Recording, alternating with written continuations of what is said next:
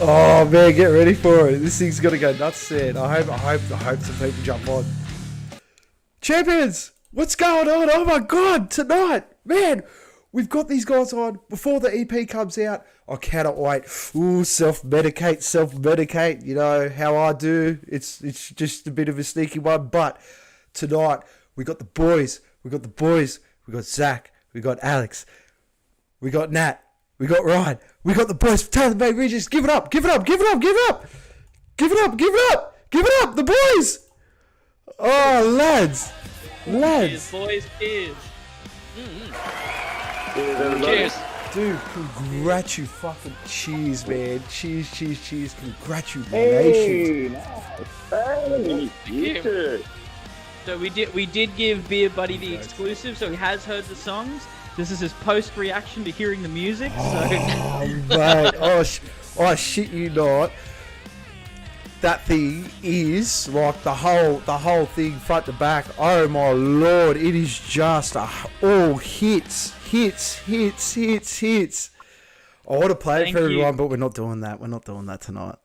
Thank you. Yeah, you got to wait. You motherfuckers can wait. Yeah, mate, 100% they can. 100% they can. Because seriously, like you got so much went into this, and it's just an absolute masterpiece, guys. Like, what is the go? I did not expect it. Like when we spoke last time, you guys, we delved into like a little bit of the tuning and stuff like that, and I don't think the first track done you really justice in just on how much you actually down tune. Right. The rest of it though, oh my lord, it's just beefy, man. I'm sitting there, I'm like, how can these guys step it up a notch? And you guys are just blown out the fucking water. I cannot express. Thank you. Man, Pud Gang's on the chat. Rejects. Man, it's just going. Like, seriously. Yeah. It was so this EP has been just like the build up to it has just been unbelievable for us. We had moments where we were like nerve wracked, and I think right now we're kind of in the headspace of like, let's just get this shit out. Let's just get it out. I'm sick of sitting on it. It's really good, and I'm sick of telling people how good it is. I'm so glad you listened to it. That's the reaction that we wanted. So you're one of the only people other than us that has heard the whole EP. Oh, dude, I'm so privileged. So what is it, just the 4 tracks plus you've left the 2 tracks out as singles? Or are you doing all 6 in the one go? So it's 5 songs, including Fading Colors and Ghost of Paradise. Okay. Yep. All right. Mate, I'll tell you what, for anyone, I cannot wait to have this so I can just chuck it on in my car. Because tomorrow it's on. Tomorrow it's on all the drive home, man. Like, that thing is just... Wow. Like, it... They're screaming in it. Yeah. And I have a feeling it was Nathan. Yeah. It might have been me. There might have been a cheeky bit of Ryan. Oh, man. Dude, it's so dynamic what you've done here. It's just unbelievable. I appreciate the feedback, man. That's amazing. Like, we really did work our fucking asses off to make something that was like, going in big time, our thought was we need to make every song its own journey and somehow make it all a part of the same sort of motion, the same sort of wave, you know? But some waves are bigger, some waves are smaller, but they're all rideable, you know? So... Well, man, I couldn't agree more. The whole thing is just like, it's just so well done. Like, even... So, look, we'll go... Okay, so we'll go to Ghost of Paradise, because I haven't spoken to you since Fading Colors came out, and one thing I've got to say is, Nathan, that opening bass line, it's just... Obviously, because of the down tuning and stuff, it almost brings like a percussive sort of tone right at the beginning, along with the drums, and it's just really hard hitting, and like it's coming on now, and it just absolutely hammers. Like, really well done on the video clip. Give us a bit of the touch on the concept of the video clip for Ghost of Paradise. Ooh, who wants to touch on this one? How do we explain this? Okay. Okay. So as a consumer, So as a consumer, the vibe I was getting was like a Hunger Games cross. I don't know, like it's like. That's right. I was thinking about this today, and I had the perfect line for it. It was Hunger Games cross Bill and Ted's Excellent Adventure. Right. Right. That's great. I love that.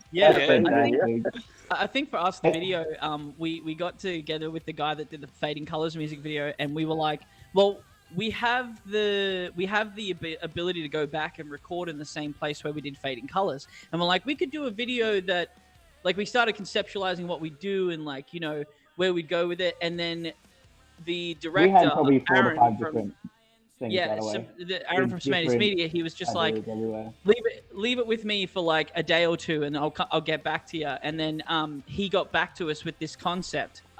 So a lot of it is credit to Aaron.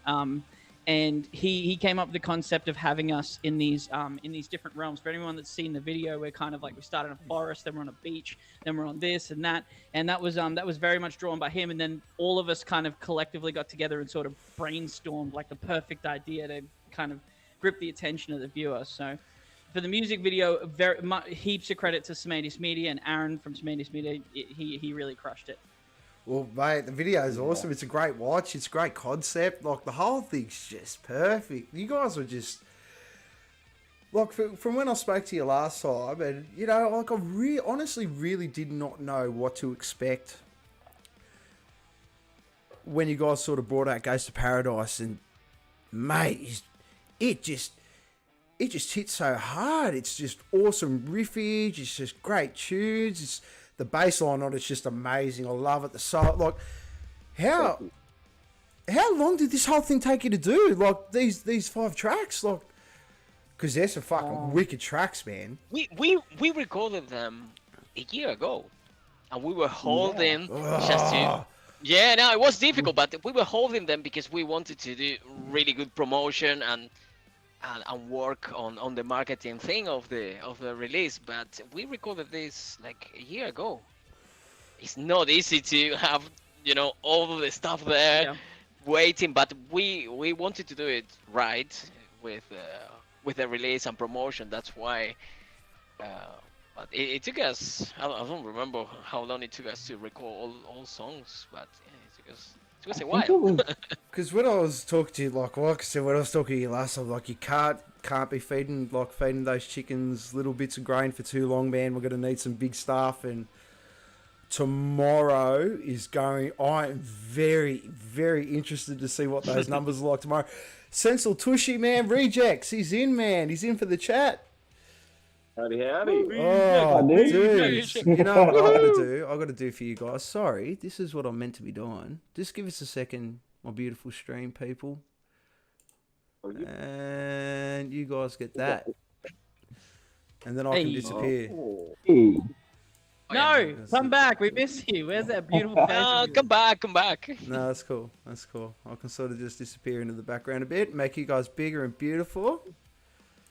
Oh, no. No, come back. There we go. Come back. No, seriously, get yourselves on the cami, mate, because there's nothing but adulation. Like, I just can't get over it. Like, I was privileged enough to get just before the stream, and I thought, oh, do I see if I could probably play it, maybe one song, and I thought, no, this needs to be heard in its entirety, in one go, because it's just bangers. It's just everything I wanted and more. Appreciate that. Well, when you said to us in the last interview, something that really stuck with us, and you just touched on it just then, was like not to chicken feed the audience. And that's something that really stuck with me. And we knew we had to capitalize on Fading Colors, because our flagship song, Fading Colors, just did so well. Not just for us as a band and our morale in like what we were able to accomplish as a band, but kind of helping reinvent the wheel in Brisbane a little bit, trying to like bring something fresh to the Brisbane scene, you know? So it was nice to be able to capitalize on that with Ghost, and now the full EP that we've been sitting on for like a whole year. Wow, I don't know how you all sat on that for a year. Like, that's a crime. That's a crime to the music scene, as far as I'm concerned. It's like you guys are just ripping us all off and just that's bullshit. I mean, After tomorrow, it wasn't easy. It wasn't easy. I can tell you that it wasn't easy for anyone. But the fact that we wanted to have really good music videos and promotion just delayed things. Yeah. Oh man, I can't believe he sat on it for a year.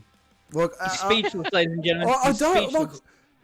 Okay, it's that. I'm sorry, but this is like a child. You know what I mean? Like, people, mate. Yeah. I love the rejects. Says we want some merch, rejects. We want some rejects merch. Soon, they're working on that. Currently working on that. Yep. Should have it this year at some point. But it's definitely in the works. We've definitely gone through stuff. Definitely looking at different companies, and it is like the cogs are moving. We promise you, you will have shirts. You will have maybe some other little things, but yeah, shirts are definitely on the way. We promise. Well, I mean, all is rolling, things are coming. Yeah, well, I mean, the whole thing is, it's like, once you hear the production value in this EP, you'll understand, wow, like, where again did you guys say that you recorded this? So, we recorded with Chris Ross at Palpitation Studios. Absolute legend. And for fans of the local music scene, you may know Chris as the frontman of Cold Creature. So Shout out to Cold Creature and Chris. He did a fantastic fucking job. Much love to Chris. Yeah. May done a fantastic. Did he have much production input on this EP, or was this just the four rejects? Surprisingly, he actually had he was like a fifth member of the band, which is why I really liked working with Chris, because although like a lot of the way we write music is, the skeleton is written and then we get in the jam room, we put the meat on the bones, like Chris was able to come in and like add some tricky little bits that we would have just never thought of. And it's good because he records bands all day, every day. And like him having that previous knowledge of like things that he wants to try, and for anybody that does record with any type of engineer, give them the freedom. The reason that the production value on this EP is good is because we gave Chris the freedom to explore himself as an engineer. So when he pitched ideas, we didn't just shut him down. We're not like, no, that's not our vision. Like we told him, we insist, if you hear something, please tell us. Like we're going to be offended if you don't tell us. So there's a moment in One of a Kind where there's like this little ghosty vocal part. You probably heard it. And that was all Chris, that he kind of came up with that idea, because for that part we had no vocals for it, and he sort of had this idea for a ghost vocal. And then Nathan came in and he was sitting in and he was listening to it, and we were kind of going over it, and we're like, what could we do here? And Nathan kind of came up with the melody for that part. So it was cumulatively like Chris and Nathan adding kind of extra bits on top of everything, which was super nice. That part was a really teamwork, because I remember that for that part I wrote the little harmony here at home, and we used those files in the final version. Yeah, that's right. So for that ghost section, that's true. Alex had recorded that he was listening to the song at home, and he had recorded this kind of like backwards melody with some delay or some crazy thing. I remember hearing it on its own, and I was like, that sounds nuts. Like, how is that even going to fit? And this very second that Chris put that over the mix, I was like, I'm sold. Let's do it. Wow. Man, I've got to say, probably for, is it Offhead? Oddhead. That's sorry. Yeah. I only just glanced at the names, but wow. That's a band favorite, and every time that anybody has even heard a smidge of that song, that's their favorite. So if that's a song that you really clicked with, that seems to be there's a consensus around that song being one of the best songs in the EP for sure. Well, I mean, fortunately, it'd be like the privilege of seeing you guys live means that you probably heard a good chunk of the EP and stuff like that. And that's right. How's the actual reception been at shows and stuff like that? Unbelievable. Oh yeah. We get off the stage and we stopped basically. Like I remember we did Tomcats in July last year, and I was doing double set. Was that the same gig as I had a like Stone I Cold believe right it after? was, yeah. Yeah, and I ran off stage to get changed, and I could not get to like get to my bags and stuff because it was like, oh, where's your stuff? Is it online? Is it on Spotify? I'm like, it's getting there. Like, we have stuff recorded, we're working on it, but like every 2 meters, I'm like, I just need to get changed. Wow. Yeah, And we get every stopped a other lot. gig, we're stopped a lot. It's Yeah. nuts. Here's the beautiful part about what Zach's saying is that usually before we get on stage, when we arrive at the venue and people don't know us, they don't bat an eyelid, and I'll walk past a bunch of people, no one will even know me, no one will even look at me, and the second we get off stage, every single person without a doubt wants to stop and have a chat and have some kind of like conversation about the set. Yeah. Yeah. So Man. RBD, same issue. We got off stage there. Couldn't pack our stuff up until we chatted. The backroom show that we did recently, like we got off stage in Roadhouse and Skunkbone just like stopped us immediately. It was like, Oh, mate, the boy, look, I'm very good friends with the boys from Skunkbone. They're regulars on here, and they're like family to me, those boys. And they, lads. mate, they have nothing but praise. Like, as far as like real recognises real, you know what I mean? And yeah, you guys are about, like, yeah, it's just, it's mind blowing the fact, and I can't stress this enough to people. People always give shit to other bands for it's like, you sound like this, you sound like that. These guys, these tailor-made rejects, have managed to take a very done art and fuck, they made it fresh, man. Like, they've done it's move out the fuck, like a lot of bands better move out the fucking way, because this EP is going to make a statement. Wholeheartedly. That's what we want. And honestly, man, your words do not sit lightly with us, man. Like they mean the world to us, because we have not had any reception for the actual done EP yet, because it's yet to be released. So you being one of the first people to have an exclusive listen to the song, to the entire EP, sorry.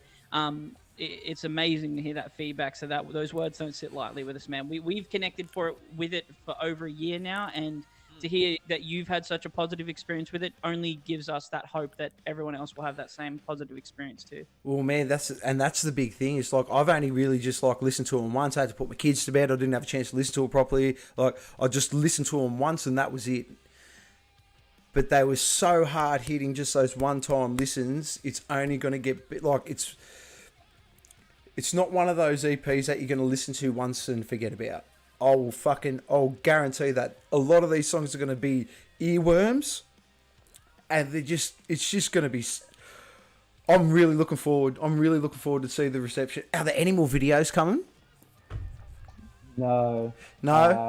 This is the end for the self-medicate era. Okay. We were thinking about it, doing like a post-release for, I think Oddhead was the idea. Yep. But like, going back to what you said before, we want to move on and give you more, basically. The next phase is working on the next set of songs, and you're gonna love them, bro. Yeah. So to sort of echo what Zig's saying, it's like, we're in that headspace where we all sat around and we're like, for us personally, not for the audience necessarily listening, but for us personally, we feel like we've gotten as much life out of the songs that we don't want to over milk them. We don't want to overdo it. And I always like the idea of leaving you guessing a little bit so that you'll want more in the future. So to answer the question, Ziggs nailed it right on the head. We are really actually closing, as we release the EP, we're closing that chapter, and we are working full time on phase 2 of the TaylorMade Rejects. Well, because that was going to be my next question. Is like, what is the next step for, like, okay, so you sat on these things for a year.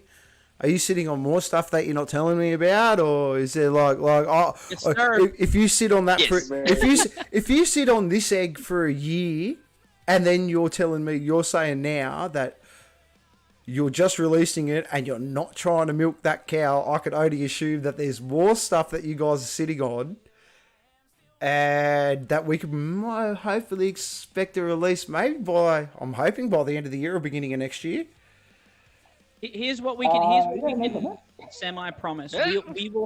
We will have something digestible by the end of the year, and hopefully, if not guarantee, by the end of next year, we will have another compilation of songs from us. And the whole reason that we decided to close the door on the TaylorMade Rejects fucking Self-Medicate EP and this whole phase 1 is because the next songs we're working on, we're even prouder of those songs. We're even more excited for those songs because they're only going to elevate our sound. They're only going to elevate how much of a genre-defining or non-defining we are in the genre, because we're trying to expand ourselves and do other genres as well. And you'll see that coming in the next couple of years for the Rejects for sure. Well, And I will just, no. I will just quickly touch on, and the next set of songs as well, you can really hear how we've matured as a band as well, and how well the four of us bounce off each other. Like, this EP is really good and really well done. But the next set of songs, you can tell that we've all picked up little cues from each other as we've gone on.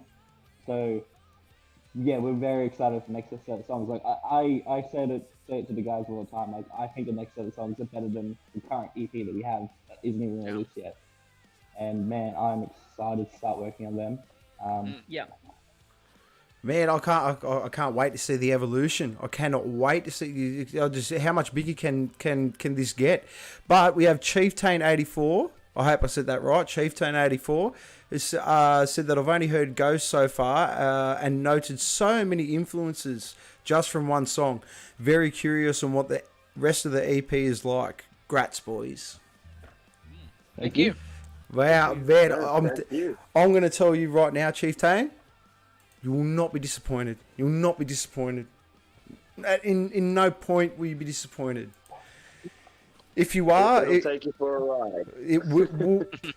Well, this is a big thing. So when we spoke last time, if you haven't gone to see the very first interview we done with these beautiful people, go and watch it. Seriously good. Originally, it was going to be the Ryan Valley project. I'm so happy that didn't happen. No offense, Ryan, but man, Jesus Christ! But no, that's what I'm saying. You can hear so much depth, and it comes from all the Rejects. It feels like because you can hear those real, like, your solos are just tidy as Alex, man. Like, Yeah. Zach, your drumming is just tight. There's nothing unnecessary. There's none of those unnecessary fills or anything like that. And Nathan, just you can hear the finger picking in it. Do you know what I mean? Because and that low tuning you guys use, but see, that's what I loved about Korn. It was like that low tuning gave it a percussive depth, and it adds another layer, as well as you can hear the bass. It's those slaps when you're hitting it real hard with your finger. They just give it that little bit more depth, and that's the difference with you guys. You guys you can hear everyone has their room, but it just works so well. You guys work so well in unison. Well, the good thing about that, to touch on that, a lot of what happened on this EP and a lot of what's happened between the four of us has been, for lack of better words, by accident. When I decided to do Drop C, like, make this band a Drop C band, for anybody that's curious, we do the entire EP in Drop C. Yeah, Zach told you me. can't tell that. Sort of. Sort of. Yeah. Sort of. We do the Because of entire EP in, like, Drop C, but we do like, we obviously knew that we couldn't milk that one tuning for too much. So there are moments where, it's a little bit different here and there.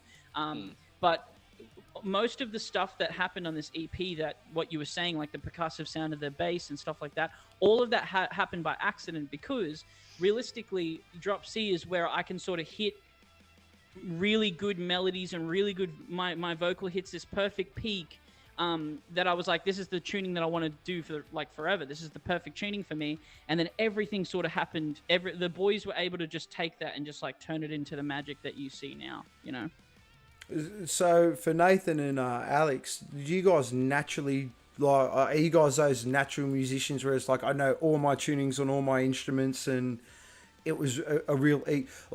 mainly probably for you, Nath, it wasn't so bad because you playing in a form of death metal band and stuff like that. It just would have been naturally low tuning. But like for Alex, was that sort of a hard adaptation to sort of go to that really low tuning? No, not really. And actually, playing in drop C, drop D, it's kind of easier than in a standard tuning, because when you play the first two strings, you just play power chords with one finger. So actually, it's easier. It's easier to play. Yeah. But no, I didn't have to adapt or nothing. And actually, I really like how low it sounds, drop C and drop D. It gives us so much depth. It gives us so much more depth. Yeah. Because it doesn't sound like you stock standard rock. Like as much as it like the formula sort of may seem that way, just because of that low tuning, it just fucking gives us so much depth. You sort of That's really well. like said. Yeah, that how you said that was really well. Like that's kind of what we were hoping for, is that we were trying to, in a sense, reinvent the wheel. But the way we had sort of established a band was that we were trying to do something fresh and modern for the fans of classic rock. For the fans of classic rock, we were trying to modernize that a little bit for this EP. That perfect. You've done it so well, man. Especially like Zach, the little bits of glam drumming that you throw in there. And not just that. I don't know if you've seen the picture. I'll throw the picture back up there. Zach is a sneaky solid unit. What are you benching, boy?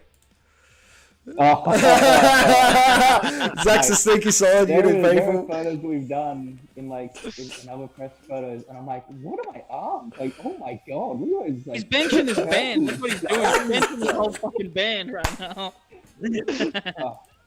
Oh, he's that's moving so the drum good. gear every day. Wow.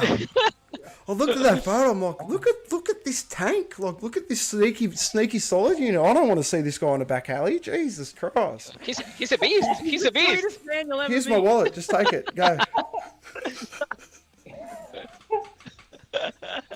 Oh man.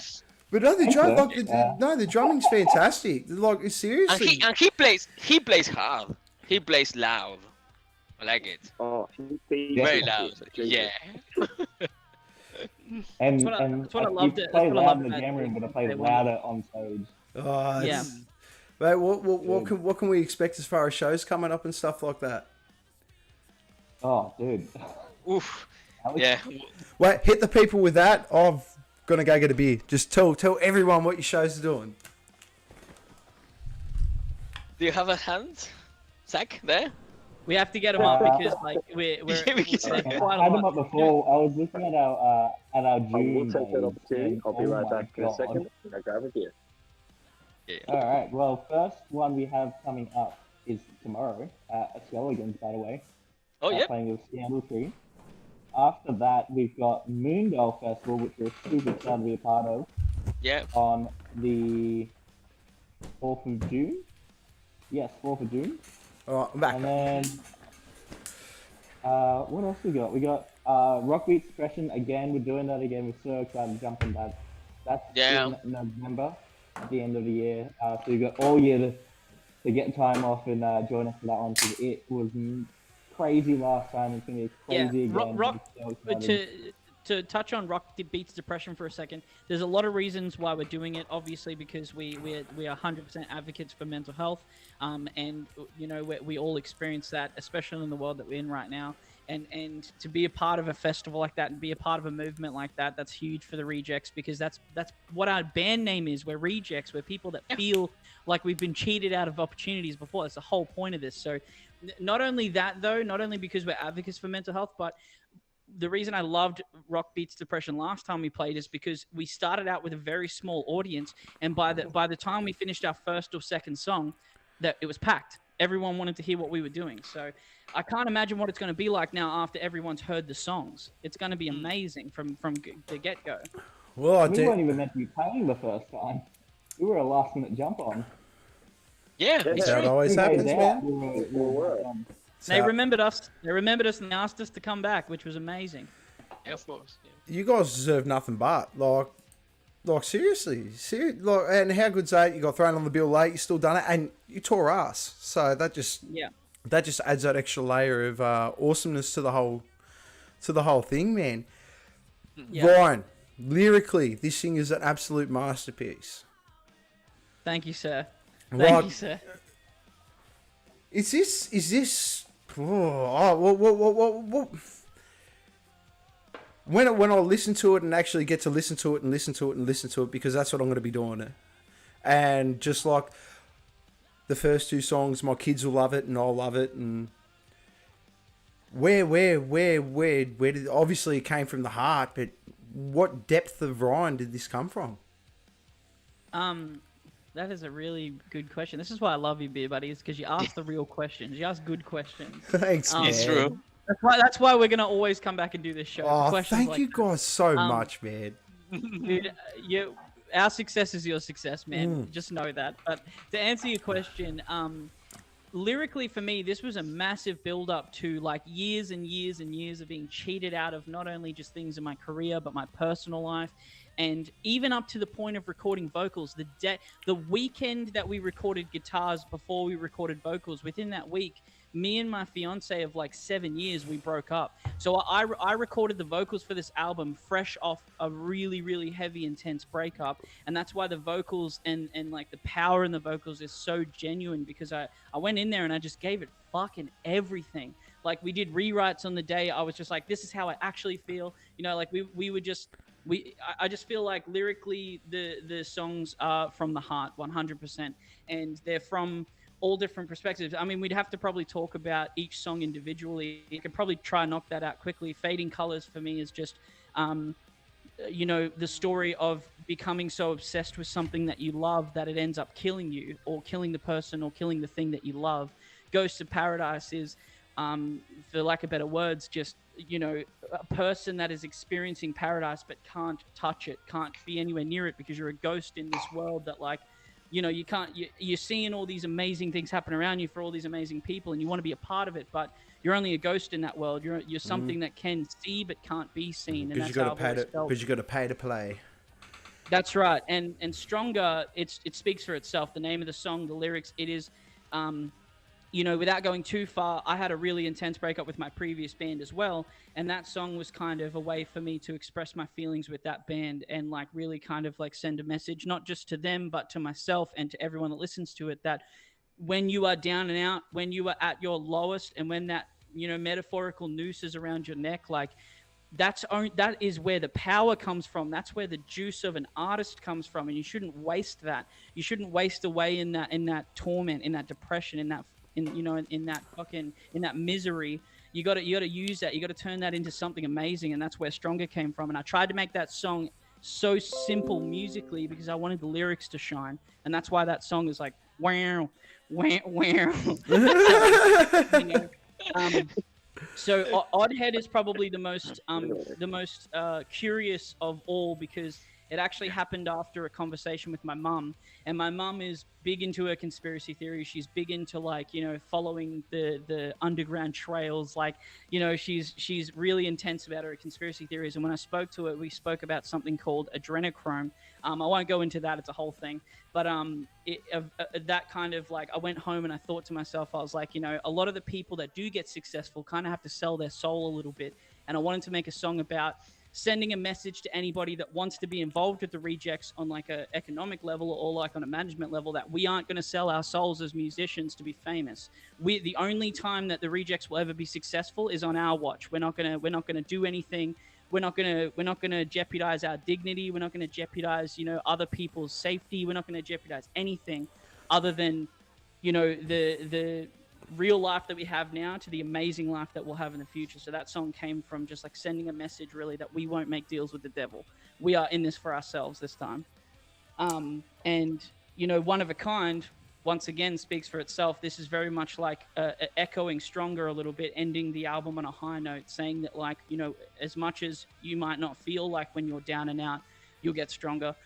The one thing you can take away from misery, the one thing you can take away from all the shitty things that have happened to you, is that you are an individual. And these experiences that you're experiencing might be similar to other people that have experienced these things, but you're going through a very unique experience in life, and all the good things and all the bad things that happen create this amazing thing that you can be if you use it in the right way. So one of a kind is that message. I love and that it. kind of ties the whole thing lyrically together. Man, that's fantastic. I mean, and this is the thing. I mean, when you listen to it and come back and then watch this, and then you'll find out, and then you might understand what he's singing about, and you might get a bit of depth into it. But you've just the whole thing is just like the hooks are good. I cannot believe that I am sitting here talking to 4 individuals that have actually produced something so good. And not just that, when I spoke to you last time, the dynamic that is in this band. It's not, there's so much, I keep saying depth, but I mean, when you actually talk to us, there's the pop punk, there's the glam rock, there's that old school late 80s, early 90s metal, there's the death metal that comes along with it, and somehow, and this is what I love about rock bands, it's just, there may be that linear point in where you guys all have that common ground, but it's the differences in the 4 of you guys that have just made this thing so special. Yeah. It's just, I feel that. it's so, I can't praise it enough. I like, it's just, I'm spewing that it's not out. Like, how, a year? Like a fucking year? A year? To kind of like, to try to like defend ourselves a little bit on that. And I totally understand the frustration in that. We, as musicians, although we know deep down that it's good and it's some of the best shit that all of us have worked on, speaking just for myself, it's definitely easily the best thing I've ever worked on, the most proudest I've ever been of anything. I think for us, we just wanted to give ourselves the time to fully understand it ourselves. Because when you create something, and if you really care about it, and if it is something magical, you're not going to understand it straight away. And it does take a really long time for us to not only hear it and be excited about it, but then get bored of it and then get re-excited about it. And it's one of those things that if it keeps igniting that fire in your heart like it does for me with this EP, it's worth the public hearing it too. And we decided that it was about fucking time that everyone else heard it. So that's what you're getting tomorrow. Wow. You're getting the magic, baby. Because I think it's right. 12 p.m. tonight. It goes on. 12 p.m. Yeah. There you go. Yeah, midnight. Nate, a quick question, man. So, one thing that's really interested me with this whole thing is that, like, you really, like, okay, you're a metalhead, like, man, it just shines off you. You know, you did the whole really hardcore, and I know we sort of touched on it last time, but it was sort of still fresh. How has the reception been for you sort of going into these live shows and stuff like that now? Because I have this funny feeling it was the live shows and maybe the reception from the live shows that may have kicked you over the line to release this thing now. But how has it been for you sort of coming from that metalhead scene to sort of doing this now? Like now that you've sort great of... question. Well, I mean, That's a really good question. in one way, it's hard to know, like, coming from such a metal background, like, when people aren't beating the shit out of each other, it's weird because you don't know if they're enjoying it. Yeah, that's fair. That's fair. Well, that's the thing. Like I've always said, I like my metal. If it makes me want to rip my teeth out and put my head through a wall, then it's fucking good. Fucking oath, you know? If you're not wanting to just throw down the middle of Kmart because the breakdown is so filthy, I don't fucking want it. Yeah, I feel you. But no, That's it. sessions... No, sorry, Alex? No, I was going to say that is a good question because it's a very different style, and I come from the old school heavy stuff like in Pantera, Sepultura, and this is a bit different, and yeah, I love it. You know, it's just making music that you like. Well, the one thing that I like that we touched on last time it's really shone in these. It's really shines in these new songs is that. You said you love your solos. You just love them. And, man, you know, there's, like, I'm not going to lie, like, as much as I love Metallica and stuff, like, there's a couple of instances where it's like, was that really necessary? There's no unnecessary solos in any of this. Everything is right where it needs to be. Yeah, I like playing for the song. And if I have to just play one note, I'll be fine. I'm not a lead guitarist that must play a solo. if I don't play a solo, it'll be fine. It'll be fine. I just play for the song. Yeah, good. Yeah. Good, Yeah. good, I good. mean, just to go off that a little bit, I can see that in the jam room. Like, my favorite thing about this band, there's lots of amazing things to love about the Rejects behind the closed doors, but my favorite thing about this band behind closed doors is sitting in that jam room when I bring something to the table or someone brings something to the table, and you can see all these masterminds around me. Like, I can see all these masterminds around me clicking, all these amazing musicians who have a whole life worth of, like, this is their journey leading up to now, and their brains are clicking, trying to be the best they can possibly be with the skills they have. And Alex is one of those people that shines in those moments, because we, like Ziggy, Nathan, and I, we're always kind of in sync. And then when Alex is able to come in and just fucking crush like an amazing auxiliary guitar or solo, it's just like all of us are looking at each other like, did that just happen? That needs to record that shit right now. So Do it again. Do it again. Exactly. Every time we'll look at each other and go, did he just pull that out of a glass? Did he just fucking How? crush exactly How what did that he- part how did he needed do to that? be? Oh, mate. I remember. And I then remember you for get a stronger. For a stronger, the little thing, it just happened. I don't know. Oh, Yeah. a genius Oh, at your work. little lick. Oh, Yeah. dude. I love I that. remember I that. still love that part in that song. It's so good. Yeah. Look at this. Dave, give me an answer. How's it been? What's it like? So the reception's been fucking just mind blowing. Really, not used to bass players getting a shitload of praise. That's a different one. Got to get used to that. Nearly spat my drink But, out. like, seeing people starting to actually sing along to some of the songs. Roomfuls of people joining in on fun little covers, and then just wanting to talk to us all and just being so blown away is just, it's a new experience, but it's kind of like you feel amazing, but just want to kind of hide away and be a little bit humble and shy, because like, oh, holy fuck, we're just 4 dudes playing music. We're not God. but no, that's the whole point. Like, Yeah. like at the end of the day, like you say, like I know you sit there and say that, and that's very humbling. Like that's a very humbling attitude to have. But at the end of the day, you're producing art, and when you produce art, like anything, you hope it gets the reception it deserves. And when you produce it, and if it moves people, then fuck, man, you guys have all done your fucking job. That's it. And I think that's the part that keeps us so surprised, is the reception we do get, because as Ryan said, it shows like Rock Beats Depression. We've had a fair few instances very similar to that, where there might not have been very many people in the room at the time, but after only 5 or 10 minutes, the room was all of a sudden full, and everyone wants to have a chat, and everyone's just fucking loving it, and it kind of catching us a little bit by surprise, but we want to take it further. Yeah, well, mate, you don't get into this game to do it half-assed. You go big or you go home, and That's right. That's exactly right. and like Exactly right. I know I say it a lot, but I don't mean to offend anyone that's quit their band or anything like that. COVID separated the players from the stayers. I fucking stand. Yes. I fucking stand by that, and that is no offense to anyone out there that has stopped their band. I understand, especially for a lot of singers out there and stuff like that. A lot of people use live shows. A lot of bands use live shows as their outlet, and when their outlet got taken away, they found other things, and they worked out they could manage their pain in different ways. However, these motherfuckers, wow.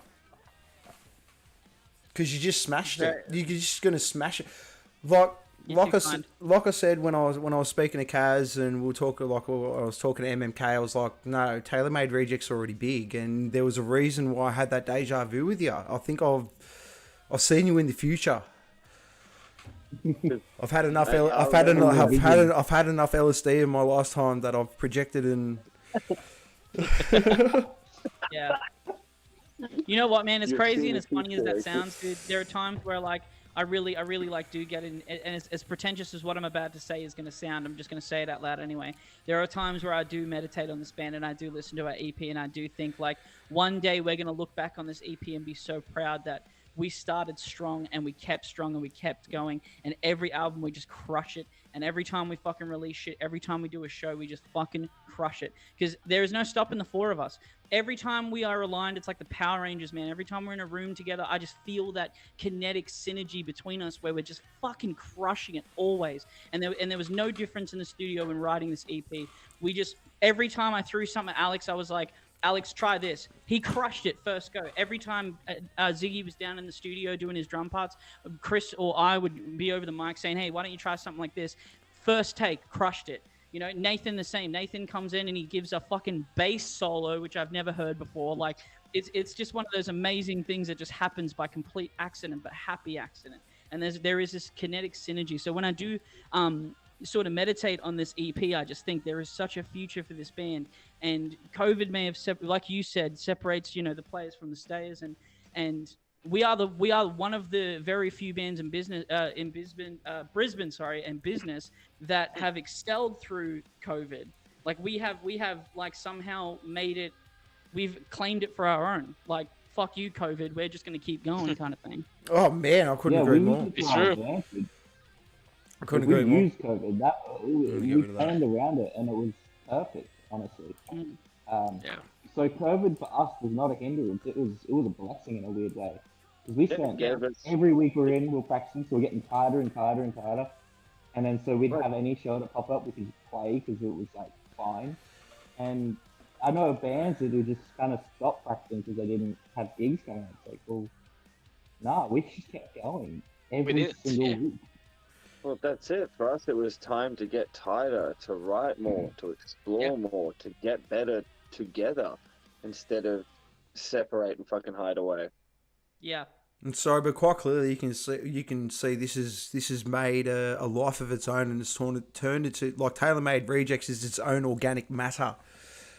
Like its own, you've managed to take 4 people and turn it into a single cell organism, and it's just growing. It's like evolving, and it's just so it's such a privilege, A, to be sent those tracks early, and then B, to actually watch. Like I actually get to sit here and watch this thing go from the ground up. Like, and the way you guys talk about it is just it's so fresh. It's beautiful. It's beautiful.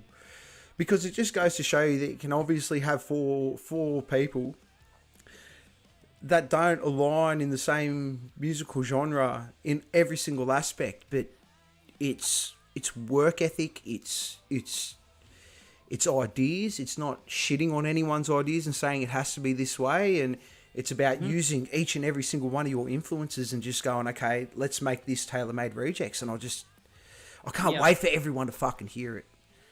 Well, my job in the band from the very beginning was to make sure that every single thing in this, I said this in the first interview, I think, where every single element from these 3 other amazing people I share a jam room with, every element to be touched on. And that's why in Oddhead, that big scream, and then there's that big melodic section with the screaming underneath, I was like, Nathan comes from that background. I talk to Nathan all the time, like, about, I ask him the same questions behind closed doors, like, how do you feel about going from something super heavy to something that's not so heavy? And it's the same answer as he gave you. It's that, like, this experience is new for him, and it's exciting for him to expand his horizons and do more things as a musician, And I think that's just important for the 4 of us to always, not like you said, not shut each other down. Hear the ideas, because in the jam room there are no bad ideas. There is nothing that will be laughed at. If you've got the craziest, most ridiculous thing that you want to pitch it. Just go for it, because there's a chance that it could be literally one of the best things ever. There's a song on the EP called One of a Kind, and Nathan, like, late one night had sent me a video. He said, I made this kind of like weird riff, what do you think? And immediately I was like, you motherfucker, I have to take the day off work tomorrow because I need to write your fucking song. I hate you. and then One of a Kind happened. Dude, it obviously goes to show to the caliber of musicians that you all are. Like it's awesome to see. It's awesome to see. It's just, and no discredit to any of the bands that I have on here, but most of the time it's, these 4, I guess 3 or 4 or 5 people that all sort of look alike and dress alike and stuff like that. But that's because they're in that scene together and stuff like that. But it's just so refreshing just to see 4 rejects together just fucking tearing ass up. Yeah. And the name Yes, fits true. so well. Yes. I love the name. Yeah, I love the That's name. why it couldn't be the Ryan Valley Project. That's exactly why it couldn't be the Ryan Valley Project, because it's now taken years for everyone else to see it, but I saw it the very first jam we had. I saw what you're seeing now in the very first jam we had. I'm looking at 3 other brilliant musicians that would fit perfectly in any other band. Ziggy's a perfect example of this. He goes from being in the Rejects and then goes to being in the Fox, the Stone Fox. Shout out to the Stone Fox and all those amazing musicians too. And Yeah, somehow... Tell him to jump on Beer Buddy, man. I will. Yeah, do that. I definitely will. But Yeah. somehow, like, because Ziggy early on, he was like, I can't, especially for me, he can't wait for me to listen to our EP and then the Stone Fox EP side to side, because at the time Stone Fox hadn't released their album yet. And Both although recorded there were with moments, Chris, by the way. Both Yeah. recorded with the same person, yeah. which was So amazing. The There you go. the Stone Fox album and the Rejects album were recorded by the same guy, and you can't tell. That's what I love about Zig, and that's what I love about Chris, is that although when I was listening to the Stone Fox EP, I could hear him, I could hear the Zig, but he was doing something else. He was making their music even better. He was lifting it up even more because he's applying himself to the song and not just applying himself because he's a drummer. And that's what makes Ziggy, just shout out to you, man. Like, that's what makes you such an incredible and amazing musician to work with. Is 'cause you are not just a credit to the songs, but you are a credit to the room, and you're a credit to the Brisbane music scene, man. And I'm so grateful to work with you. And the Stone Fox is a perfect example of the type of like headspace that just our drummer is in, let alone the other 2 amazing musicians in the band. You know, just our drummer alone is able to just work himself out. Yeah, or Well- three. Well, the drummers, like Sensei Tushi has just pitched an idea. He's asked, "Can I pitch an idea? More cowbell." Yeah. Yesterday we were talking about cowbells. Last night, literally last night. There you go. You get your wish for Sensei Tushi. More cowbell. I'll find a way to fit it in. I demand a cowbell. I demand a cowbell solo. Alright. Yeah. Ooh. A Cowbell little bit of blasting. Alex, I'm taking it. That could just be an opener on the cowbell. Just do some rolls on the cowbell and then bang. Just for you. We'll do it just for you. Just for you and 2. I was always under. So no, I was always more China. Oh. If you're missing, like, because like we were in a metal band, I was in a metal band. So like, if you're missing something, more China, and just hit the shit out of that little dome, smash the shit out of it. And I swear to God, when the apocalypse finally does happen, the last thing this world will hear is just a universal, just single hit on the China before everything just goes fucking black. Yeah, that'll be it. That'll be That's it. it. And it's gonna be Ziggy's China because the Rejects are gonna be the first band in space, motherfucker. First band in space. All right, we're gonna be the first band to play in space. I'm calling it, motherfuckers. I'm calling it. First up, You guys go on the full Metalocalypse thing. Like, I reckon you should try and do more chance of underwater first. Oh my god, yes! Get us. Fuck yeah. I guarantee after the shit hits the fan, you might be able to get like an ex-Russian sub on the cheap. And then we can just I'll learn to drive go it. into the water. I'm a big beer buddy. I'm a big dreamer, dude. So I just imagine us playing on like one of those fucking like those air carriers that carry all the airplanes and shit in the middle of the ocean. Just us doing that, and I'm gonna make that a reality for us. We're gonna do that. Do it. But by the time we do that, we have to have a cover of Danger Zone because we are not leaving Oh. that aircraft carrier until Oh, I no, play of Danger course. Zone. No, you got to play that beforehand. It has to happen. So with your sets, obviously, like, so we've got tomorrow. We as a collective, the universe will have the five track EP. What? Oh God, I lost it.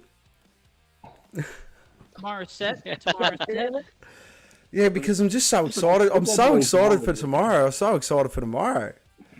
Well, oh, that's right, the set. So you got the 5 tracks. You say you do 1 or 2 covers. Does that mean you do a couple of songs that aren't on the EP? Yes, sir. Yes, We've got to get to a lot. Are you guys playing Monday, the 1st of May? I'm up in Queensland for Gymna. Oh no, did we? Is that the show we turned down? I think it was. Yeah, because we couldn't go. Yeah. Yeah. I think we had a conflicting thing because a lot of the times when we get booked, we have to sign a contract that basically says we can't play like a month before, a month after, or something. Wow, you guys are that good? Yeah. That's mad. Sometimes, yeah. So It happens. Yeah. I mean, it's also out of respect for the promoters. So No, that's fair enough, man. I completely understand that. Because we like as a band and as people and as also business people, we also try to apply the same respect we have for each other in the jam room to the promoters that help us like get on stage. So if we don't give them that same respect that we give each other, then it's not a family, it's a business, and we're gonna try to make it more of an accumulative thing where like they feel like we care about them just as much as they care about us. They'll invest in us more, Well, no, that's the thing. You're trying to transcend the whole, like you said, you're trying to transcend that whole selling your soul to the devil and trying to do right by the community. And that's the big thing, community, man. Like, especially, like, because the whole music scene got fucked on. Like, during COVID, and like the whole entertainment industry got fucked on. Whether that be, and that stems to sound engineers, roadies, fucking, like promoters and the whole shebang. And when you think about it on a broader scale, like maybe certain people in that industry may have been able to get compensated, but as far as like artists went, no way. Yeah. Well, I mean, Nate and I we were on the way to a jam last night. We rehearsed last night, and Nate, I kind of want you to sort of try to retouch on the things you were talking about with me in the car about like how you saw the music industry sort of go downhill. Can you talk about that a bit? Yeah, right. I'd seen this crazy article. I can't remember who it was posted by, but I know it was an article where they were talking with Alyssa from Arch Enemy. Mm-hmm. And I believe, the article was saying something along the lines of she'd be talking with some other fellow artists and, after COVID and the way the music scene sort of is, and they're concerned about what's to happen with live music. Because, well, as far as, like, touring bands go, what was it, the first, some of the first touring bands were around, like, the Beatles and the Stones. Which is not a long time ago. That's not a long time ago for touring music to have been a thing. It's not even 100 years. And now COVID has hit it so fucking hard. And on top of that, that's where it's taken a massive hit and everything is going towards the digital side. And a lot of things are being done more online and on those kind of platforms. But even, I think the article touched on, which was the important one for us, was what's going to happen to live music when bands start to retire, like those staple bands that are headlining festivals still, that are still doing those big shows. Like, what happens when Judas Priest and Iron Maiden and bigger bands like that finally retire? Who are the bands to fill those shoes? Because it's not that there's a lack of that talent or anything like that at all, but no one else is doing anything of that caliber. So what will take that place? What will keep that there? What will keep it at that level? I think in a sense, when you think about it, it's interesting. Okay, so in touching on that article that you're talking about, it was actually funny that you say that because I don't know if I saw a video from Loudwire on YouTube where they were talking to bands that were touring. So they were talking to the Slayer singer, they were talking to Corey Taylor, they were talking to one other person. I can't remember who it was, but what they were touching on was really relevant in the sense that will big bands like that want to go back on tour after spending 2 years at home and realizing that's the other side of it. And that's the thing they said, and a lot of them have said that they've been so happy being back at home and watching their kids and like and shit like that. It's just will it get to a stage where bands won't want to tour anymore? And then you've got the other problem on the other hand where now you need vaccines in order to get into the country and stuff like that. And there's always going to be one member, two members that refuses, you know, to fall into line because they're from a different country. And I have no problem with that either way. You know, like realistically, what you put into your body is your fucking business. I have no question on whether you have or you haven't. But if governments are going to start putting shit like that in place, they got to understand that there are going to be a lot of touring musicians that aren't going to come to our fucking country. That's right. Yeah. It's already happening. That's already happening. Bands. It is like the band's civil duty, not just for us, but every major band that has a platform, and all the bands that will have a platform. Hopefully, us one day. That will. You know, it's our job, it's our fucking duty to make sure that shit doesn't go away. It is like, you know, if there's no soldiers on the ground, like the war's over, you're lost, you know? So you need to have people in the fight. You need to play in front of two people. If you're out there playing in front of two people, don't be so disheartened by that. There are so many musicians that talk to me that say, how do you fill a room? Like, what do you do? Like, how, you know, it's not always been like that. Dude, you put on a fucking hell of a show for those two people and you played like it's your last show. And then those two people will tell two more people. And then you'll have 6 people at your show. That's right. Then you put on that show like it's your last fucking show. And then those 6 people will tell all 2 people. Mate, it's a slow burn. If you are in this game for instant gratification, you are in the wrong fucking business, my friend. 100%.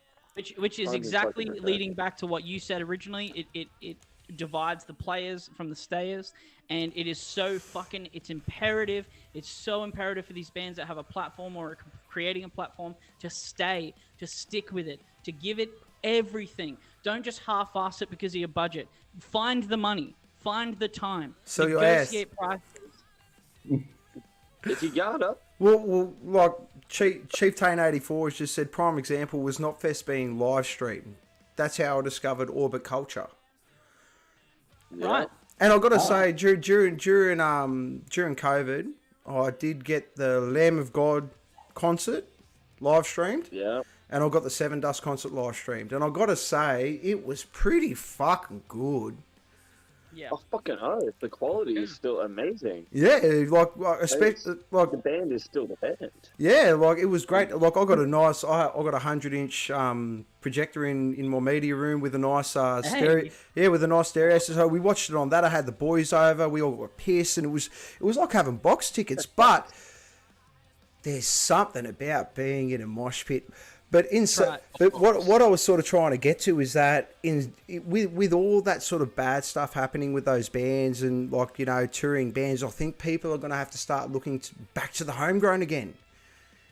That's right. And that's where it's going to have to come from again. That's right. And you know what's going to happen? Shine and push through to put that fucking highlight on music again. Yeah. Yeah. Because if you're an artist, especially a musician, you have to think about how you approach listening to music in order to make your band or your company like profitable or like growable, you know? So whenever I think about it, I think like the thing that draws me to bands is like that I can trust them. I can trust that I'm not going to really like this album and they're never going to do anything ever again. That's so important. So when that time comes and people are looking for homegrown bands, as the Rejects talking about us now, like it's our fucking duty, like I said before, to make sure that people can trust us. People trust that not only will they get like high production, good quality, good stories, but they can trust that we're going to keep going. Their faith in us and their love in us and their trust in us won't be to avail. Like we will give them what they want, and in return, them being there for us, you know, helps us grow. And when that time comes, hopefully the Rejects are one of those bands that are considered the ones that were the stayers, you know, in the pandemic. One thing that's great about your EP is that what I think you've sort of done here is a really, really, really good formula. You've got the radio tracks, you know what I mean? You've got those sort of, but then you've got the really in-depth ones that will draw the real, like, because I only really find it with rock and roll and metal and stuff like that these days. And I don't know, I guess I'm not enough in the rap scene and shit like that and the rest of the pop scene, but touch on what you said there, you've got the song that one or two people might like, and you've got that radio track, but then you've got, like I said, you've got the ones that are just the fans can really grab and go in depth with. Yep. Yeah. And that's the big thing. It's not just like a one, I guess in a sense, a one hit wonder or anything like that. You've really given, it's depth. It's just nothing but depth. Man, the chat's going. Where are we? Rejects Car Wash fundraiser. Can we get a rejects? That's for. Yeah. Really, actually, I can't Do even it. watch. Guys, I literally pressure wash excavators and shit for a living. Fucking roll your cars. Yes, I do want to see. Look, Sensei Tushy said you really want to see Ryan in a crop top car wash. Yes, 100%, 100 times yes. Okay, go for it. You really thought you were gonna get it, did you? Well, you know what's crazy? No. Sorry, mate. You're exposed, Sensei Tushy. You're exposed. Yeah. But it's man, and Rini S. It can be our little secret. With a winky face. Guys, so we did have something planned for this interview, because you know what the crazy thing is, Beer Buddy? Like, we do interviews with people. We did an interview with Heavy Mag, and we do our interviews with plenty other people. But we never seem to be able to get together for an interview, the four of us. So like, you having all four of us is actually pretty unique. We never get to do that. We never get to get the four of us. So every single interview we've done has been only part of the band. So this is one of, if not one of the only interviews where the four of us are present. And we actually have something. Do you see what B-Buddy can do? Oh, what do you have for me? For you. Guys, do you have it? Oh, well, I don't have. I didn't find mine, but yeah, I can pretend I have it. What do you got? You ready? Zig, do you have yours?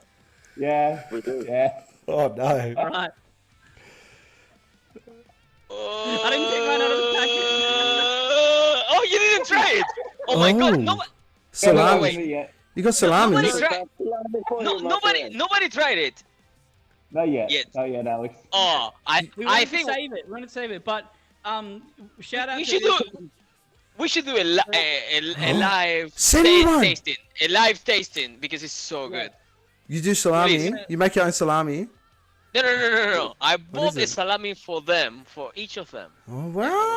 Yeah, I gave them my salami. Yeah. You know what you do. You know what you do. You know. I'll tell you. I'll tell you what you do for brekkie. Right? Cut it a bit thicker, and throw it on a frying pan. Really? Oh, really? I shit you not. It's a game changer. Get it nice and crisp. Get a crispy either side. I guarantee you will not look back. Yeah, but like You don't need any oil in the pan. There is enough fat. There is enough fat in the. Oh, I'm jealous. I'm hungry. Put it in my mouth. I need at least someone of you guys to try it now, please. All right. Go take I it. don't have a Please, I need to see the reaction because it's so fucking good. Yeah, who's got it? Dude, buddy, I am gonna try that for my breakfast over the Yeah. weekend. Do it, I'm man. gonna Do fucking it. Do it. I'm serious, man. Just cut it a bit thicker. So this is the exclusive. So we wanted to wait until this sort of interview podcast to try the salami that Alex has bought us for our birthday. So I recently had my birthday. Nathan has his birthday like a week later. And so Alex bought these for us. So I'm going to try this now. Happy birthday. Everybody. Please. Thank you. Here we go. You ready? Taste test. Yeah. Wait. You need to peel it. It has a skin. Nah, screw it. You can just take It's a got bite. a Yeah, it has a skin. Yeah, well, everything has a skin like that. So. Fuck. I should have come prepared. Oh, It's you fine. used to do that. We have time. Rinny says salami on the frying pan is the bomb. See, Rinny knows what's up. Yeah, She used to there do you that. go. You used to do that when you were 7, waiting for Mum to cook dinner. Yes. I feel So, ya. funny story about the salami. Alex gave it to us at a jam last night. I'm not and I asking him to walked do out- that. I'm I not. walked out into the lobby, and while I was in the lobby, I had it in my pocket, and it was super awkward because there was like 6 or 7 musicians talking around, and I had all my gear, and I had this big salami hanging out of my pocket. I didn't know. I was so embarrassed because I was like, all I had to do was break the ice. I was like, no one look at my pocket salami. No one look at my pocket salami. The snack. I'm opening this with a screwdriver, by the way. Oh, You ever okay. It's like that movie Grease, man. You're not supposed to eat it. You're supposed to marry it. Oh, yeah. Okay. Okay. The skin peel. I love the reject says eat the whole thing in one bite, no balls. No. Go on, Ryan. Go on. Here we go. All right. Okay, there you go. Okay. Let me know if it's Whole good. thing. Whole thing. Pussy. The worst part about it is probably been like sitting on that bench for like the last 45 minutes that we've been talking, just warming up. Oh my That's so fucking ready, god, so that's so ready. good. I Oh my god. told you. That's not salami. That's It's- not salami. That's something God made, dude. I know. God made.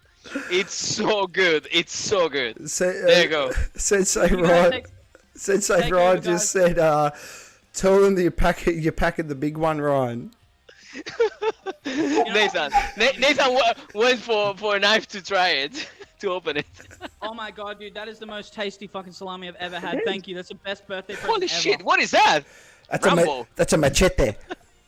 That's making butter knife. Machete. Holy shit, dude, that was so delicious. It might not be Machete don't get the practical, girls. The but girls oh get my machete.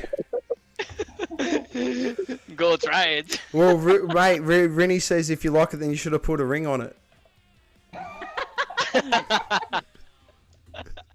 God. Yeah, I don't think it's a ring big enough for this thing.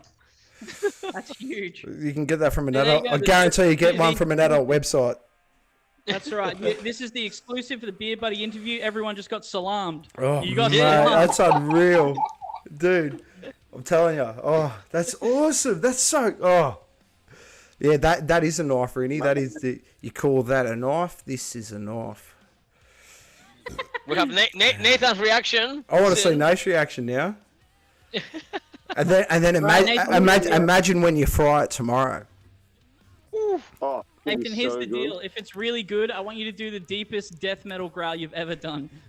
Yeah. Oh my god, that's good. Go Cookie Monster on that You have to shit. say- you have to Cookie. say that is good in death metal. Jesus Christ. It'll probably sound awful. I haven't done vocals in forever. Oh no. Bro, it is hard to peel, man. It's hard to peel, but it's worth the work. It's worth Yeah, the work. cutting open the motherfucker was fine. Peeling the shit back, what the fuck? Yeah. That's what she said. Like if you haven't showered for a week. Too much skis. And Kelly Edwards says that Alex knows. Hello. Yeah. What the fuck? Why are we not having this salami, cheese, and crackers every jam? Why are you hiding this from us? I love the fact Well, that. now you have it. I'm sorry. Did I just see like? I love the fact that you're a cultured metalhead. It's so nice. Man, I got my Spliff Man shirt on. Cheese and crackers with this salami, please. Nice little, there you go. nice little guy.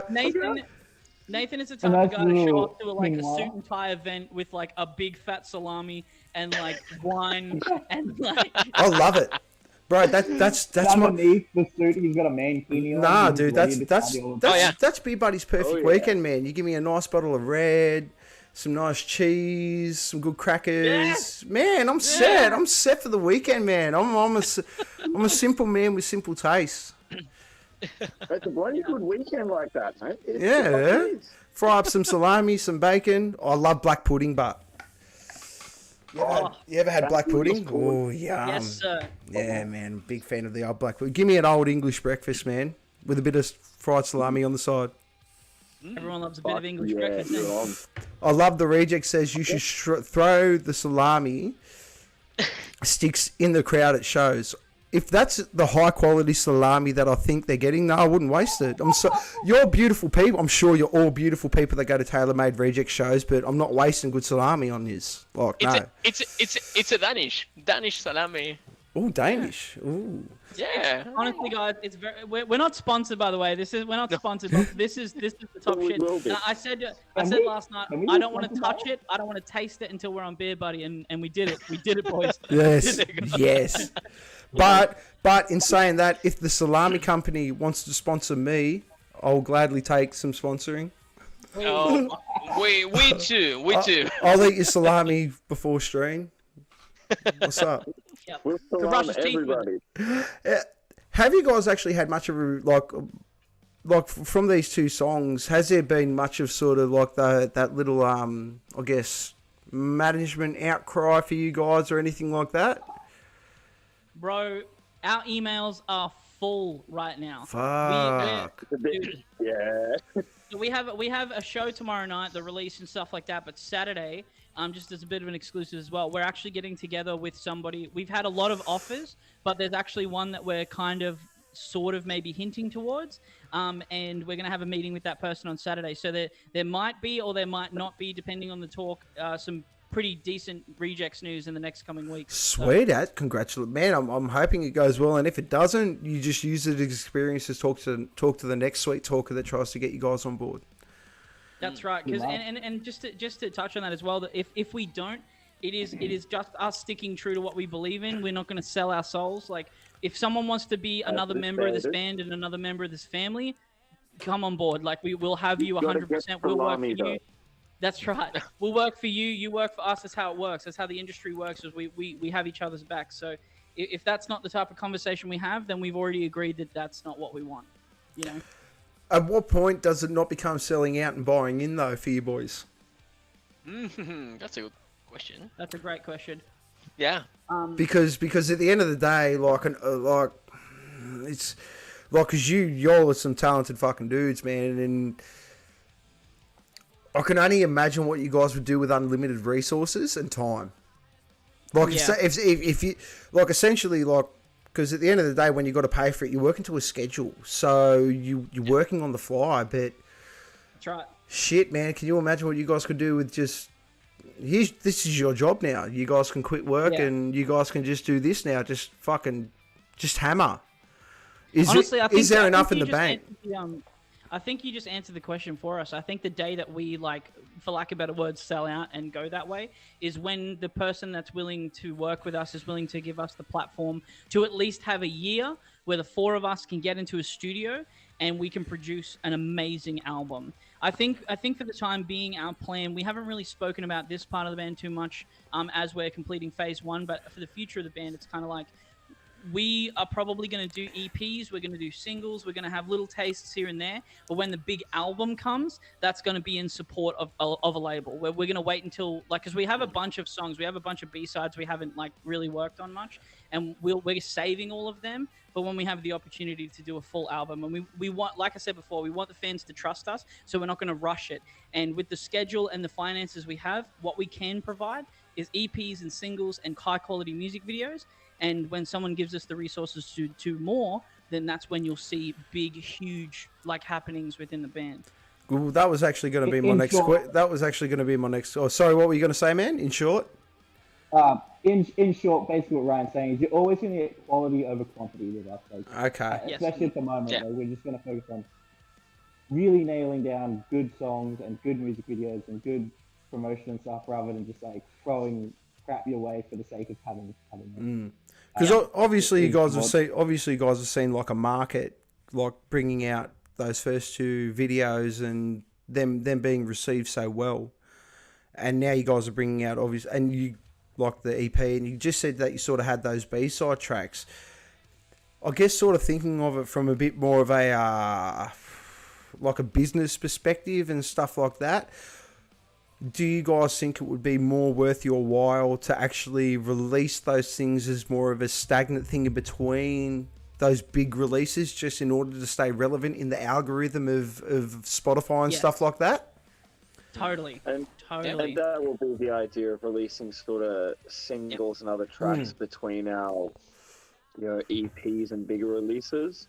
There'll still be, also aiming to keep, music there, keep everybody interested, keep things fresh, and have, new things for people to learn, relate to, sing along with us, and, be a part of our journey as well.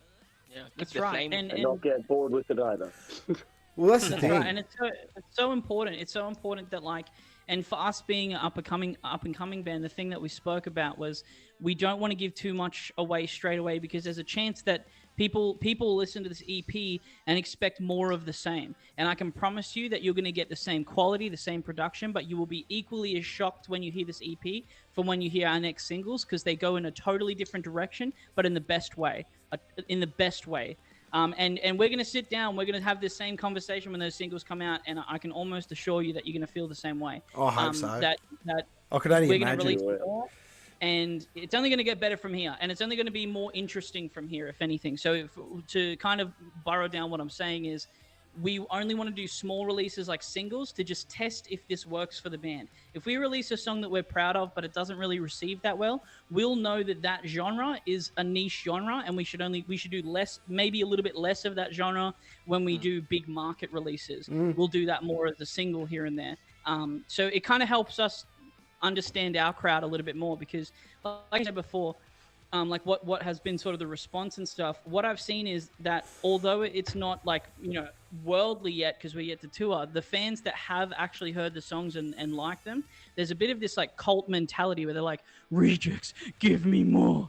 So if we can get that crowd together, I think that could be otherworldly.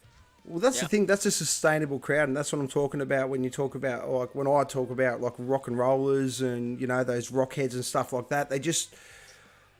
They want to be a part of the journey, especially when they grab something, like, so fresh and early like you guys. And I don't blame anyone for 1 second, because it's awesome to watch. And I don't know about you guys, but, sometimes, like most of the time when I bought albums, it's not the single that's my favourite. It's one of those B-side tracks, or one of the ones that they've thrown in there, or whatever. And you guys have actually got the best marketing tool by having so many different genres that you work with, that, and like you said, with the B-sides, you can sort of dip your toe in. And if it gets received well, then it's like, okay, then, it's a really good mindset of thinking of, to not release is actually a worse thing than to hold on to. Yeah, mate, it's one song. If it doesn't, like, the next one might be a banger. But That's right. that cult following, it doesn't matter whether it's good or bad. Do you know what I mean? They'll always grab onto it and say, and that's really good. How is the Rejects cult? Looks like it's going off on the chat. Insane. People, like, the reception that we get, especially after shows, sometimes, like, I think it was at the back room when we played the back room, some guy came over to me that I didn't even know and just grabbed me by the shoulders and stared right in my eyes and was like, who are you? Who are you? And I'm like, dude, get the fuck I remember that first thought. I was like, oh god, are we about to get into a scrap? Like, what's going on here? Like, what has Ryan done? Like, no, you just hit the chord with the right drunk guy, and you understand me, Ryan. You understand me, man. Yeah. So that kind of energy I do love, and I love that type of energy, and I can't wait to explore the different types of reactions we're going to get for different songs. And that's why we want to do so many different songs, because we don't want our crowd to feel just like the Rejects, man. Like, the whole idea is to be the thing that everyone else is not being, and that's sometimes doing something different. And, like, if right now we're not a rock band, we're a punk band. If right now we're wanting to do maybe more symphonic stuff, we're gonna just do it. We're just gonna do it. Yeah, So, Beer Buddy loves a good love song. Like, Okay. Beer Buddy loves love. We all love love, mate. Can we maybe expect a bit of a I guess I don't know, what would you call it? Oh, what do they call them? I don't know. Ballad? A ballad, that's the one. That's the word I'm looking for. Can we expect like a... Because I'd love to hear what you guys could do with just like one of those... I mean, let me ask you this then. Let me ask you this. If you were the voice of our entire crowd, if there was an entire millions of people that loved us and you were the messenger of those people, would you want that from us? Is that something that you would want from us? Do you think that's something that they would want from us? I think it would truly show the dynamic of what the tailor-made Rejects are, is that you don't fit into a niche. Yeah. Do you know what I mean? You guys are there are certain bands that I've met in my lifetime and I've been in the scene with where I'm just like, you don't fuck with them. They are fucking the nicest people you'll ever meet, and they are masters of their fucking craft. You don't go trying to big note yourself. You don't, and to be completely honest, you guys are one of them. Appreciate that, man. I appreciate that. And look, you know, the music quite clearly speaks for itself, and I would hate to be fucking playing after you guys. Do you know what I mean? Like, I'd be one of those bands like, oh, we're playing after Taylor, mate, and then I'd see the set and I'd just be like, fuck. Like, I'm gonna have to bring my gate. No, but in that sense, in that, like, do you know what I mean? In that sense, it's a good thing because you're bringing that competitive mentality and stuff like that. Yeah, but well, I mean, that's going into this. That's exactly what we're at. Like, we got to go in confident. Like, we can't. Like, there's a level of humble that you need to be, I think. And I mean, it's very easy that when you start hearing compliments and you start seeing the crowd reaction, that people are going to react in a certain way for you to lose yourself in that a little bit. But all of us, the great thing about the four of us is we've been there and we have lost ourselves in that, and we have had that God complex at one point in our life, and we know it gets you nowhere. It gets you nowhere. When you think that you're better than everyone else, no one wants to be around you. Nah. And that happens. That's the principle of life, man. So 100%. But on top of that, we know we're a competitive band. We're also very aware that we're a good band, and we will push that. We will tell people that you need to come and see us because it's worth your time. Well, mate, if you can't sell yourself, how are you gonna sell your music? Exactly. Yeah. It's true. Man, I did say that to Zach from Skunkbone last time we played with him at the back room. I went up to him like, I hate having to go on after you. Because he turns it on every single time, which means I have to go a bit more. Mate, I don't know. Like, I don't know if you know Zach's history, but Zach used to play in a band in Sydney called Acid Nymph. Yeah. And he used to play guitar in it. And he, like, the guy's written my intro for Beer Buddy. Oh. Man, he does all my graphic design, and he does the posters. He wrote the intro to Beer Buddy and stuff like that. The guy is a fucking genius. Well, this is the first time I've seen him on drums. Just to add to that, Zach also, although that Ziggy's dad, I mean, if you notice the little Easter egg in the background of Ziggy there, that's a painting that his dad did, and that's actually the album cover is Ziggy's dad's painting. And we obviously needed to turn that into something that was like tangible for the market. So we needed a graphic designer to come in and sort of add their flair to it for the physical CDs. And we got Zach to do it. So when you guys see the physical CDs, Zach had a hand in that. So between Ziggy's dad's amazing artistry and Zach from Skunkbone's amazing way of like how he's able to communicate through just his like, you know, technology and the way that he's able to communicate through his art as well, we've able to sort of draw those two amazing people together and like have an incredible album cover as well. Yeah, man, Zach, he's a freak. Like he's one of those people that I met in my lifetime where it's like, you know how you meet someone and you just click and you just like, it's like, we're just best friends, and it's just like, we obviously don't see each other hardly ever, but just he gets me and I get him in some sort of weird way. But man, and he has nothing, but man, he like when Zach spoke about you, Zig, he had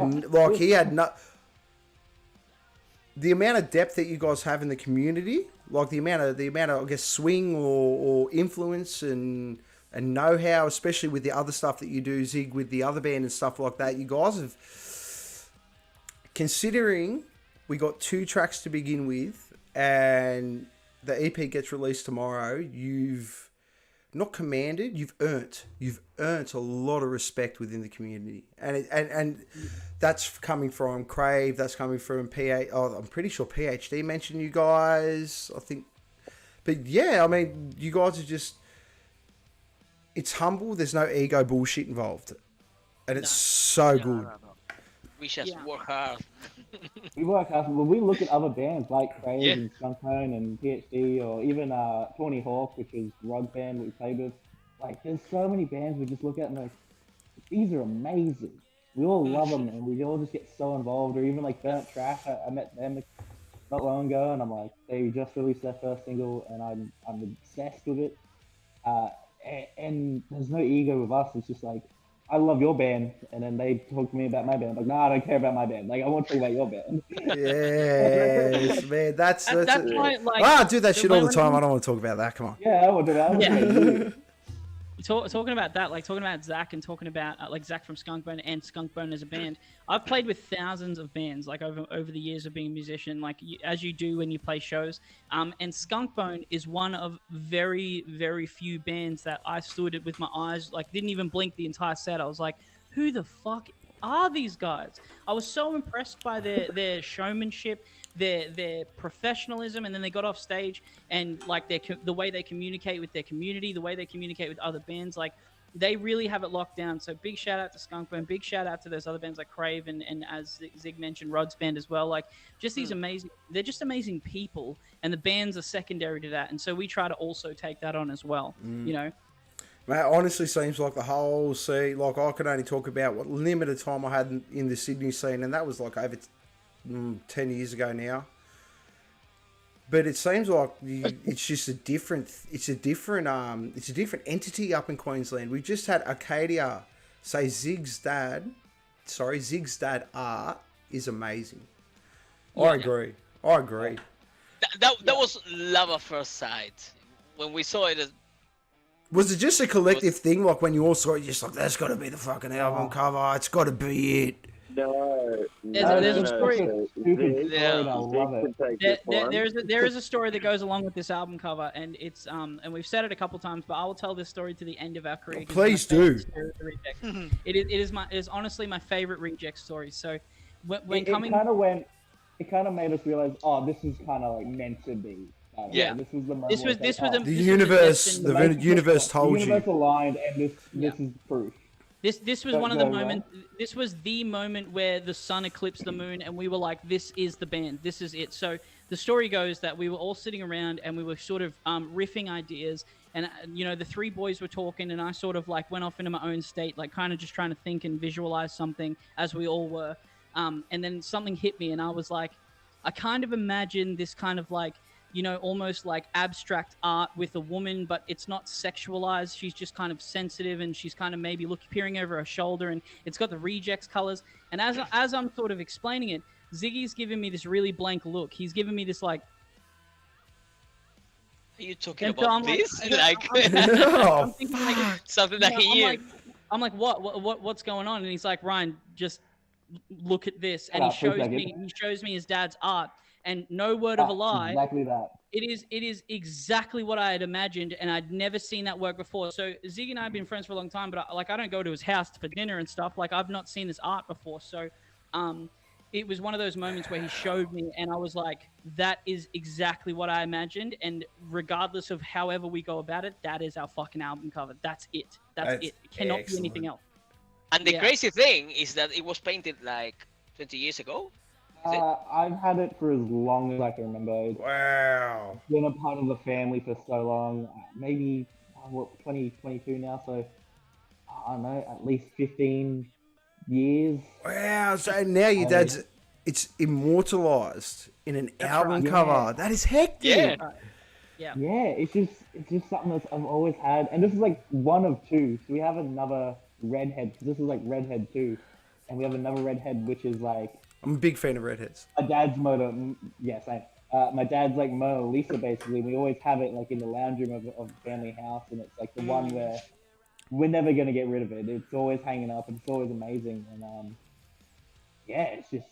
And I was able to steal this one, but my mum still has the other redhead, and I can't take that. I really want it, but I can't take it. Oh. It was just an amazing story of how like destiny aligned for all of us, and just it was one of those moments where, as I was saying it and Zig was showing us, and the four of us just looked at each other and was like, there is no debate here. This is the future. We're looking at the future of our band. We're looking at our album cover right now for the first time. And it was one of those things where we didn't have to go through the like designing phase. We didn't have to go through the notes phase. We just had it. It was there. It already existed. The Rejects have been in the spirit of the music world for 15 years, immortalized in Ziggy's dad's art, and now we get to finally show people after so many years the shit we've been working on. So, Well, like and I said, yeah. you guys have been big for as long as I've known. I thought you guys were big before I even is. So, Love that. Hopefully one day. uh, I'm telling you, you heard it here first, brothers and sisters, and everything in between us. Mate, you heard it here first, I'm telling you. Bree says, Ziggy Dad Hype, he's my favourite guy. Thanks, Bree. Thank you, Bree.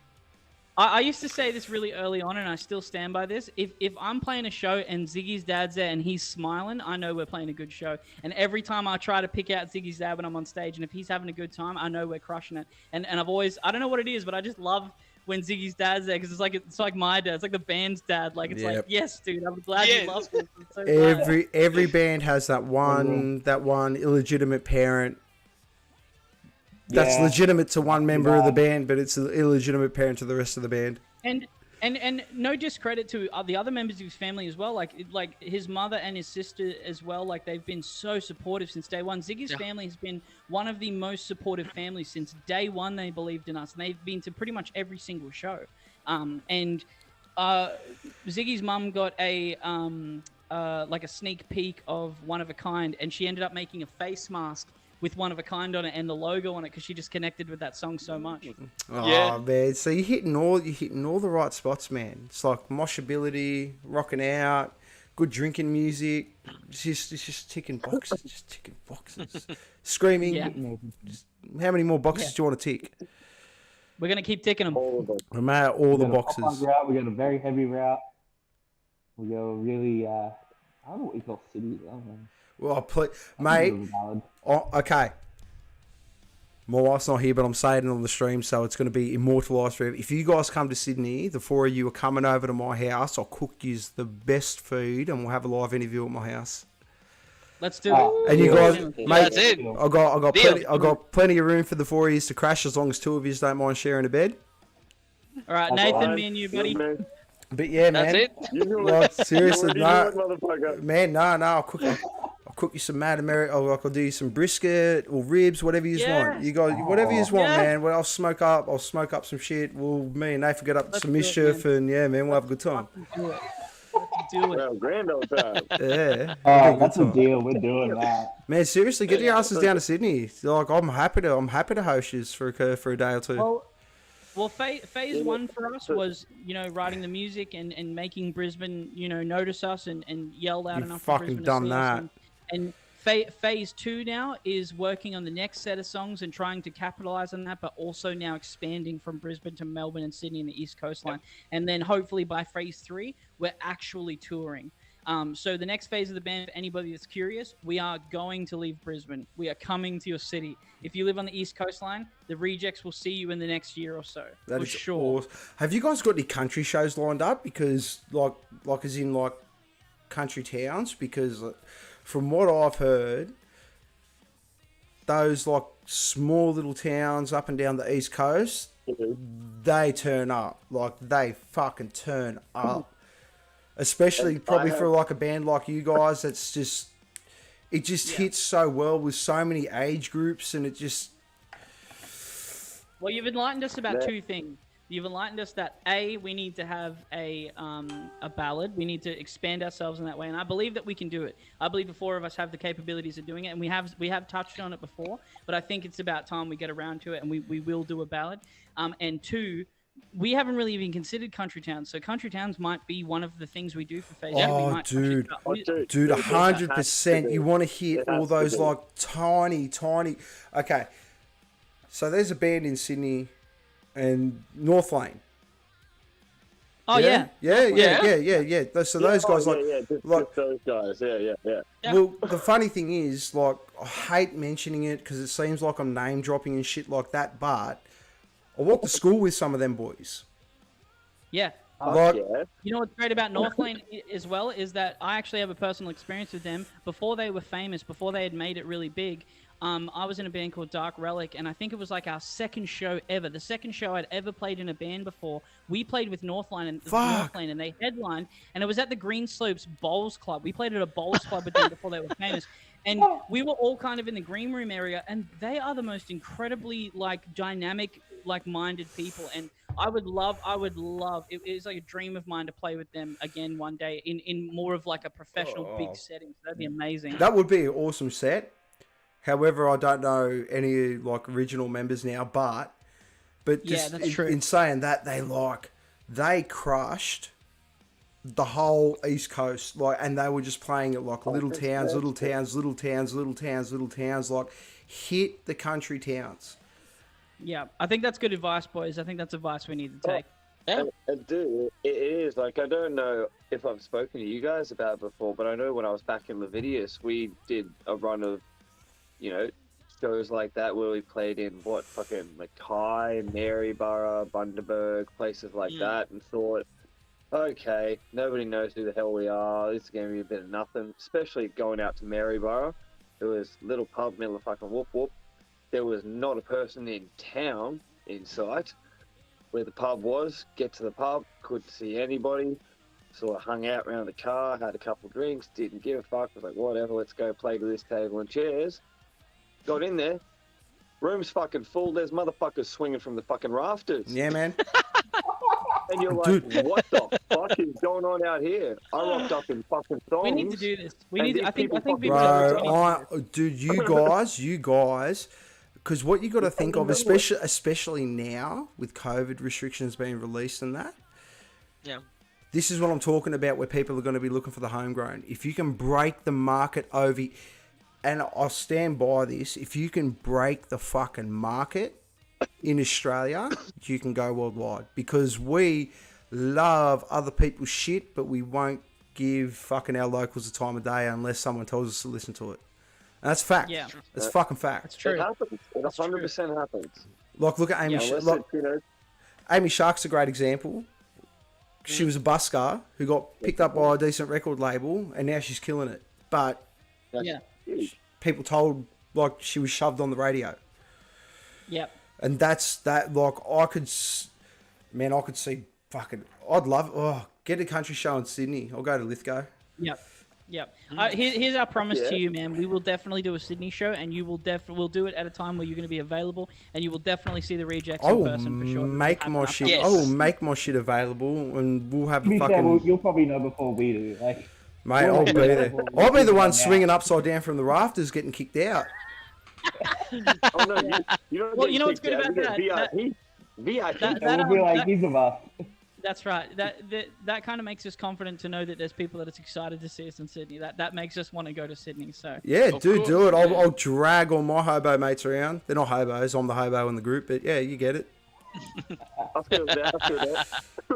Yeah, we'll be Nathan there. gets We'll it. be there sinking drinks and having a good time. I can't wait, Fucking hell, we can't bloody wait. mate. Country towns. We've got. Oh, there you go. I love the rejects. There's extra salami. Oh, who And got this- it? that's so- Salami.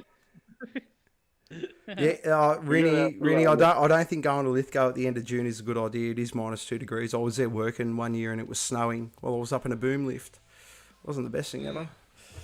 Well, the rejects will come well, and heat you up. We'll That- come and that's your warm silly your shit fault up. for getting Dude, on a come- boom lift come- in the man. middle of winter. Come warm my shit up. I'll cook you some mad feed. We'll get loose. We'll sit around. You guys won't have to worry. We can just sit around and talk, and it'll be a grand Honestly, old that'd time. be so amazing. That'd be so amazing to come and do a live Yeah. interview with you, man. We're going to do that. I'm going to make that a reality. We're Man, gonna do that. 100%. Because seriously, I would love, like, you guys are sound as a pound. I reckon I'm a pretty good judge of character, and yeah, you guys are nice and respect.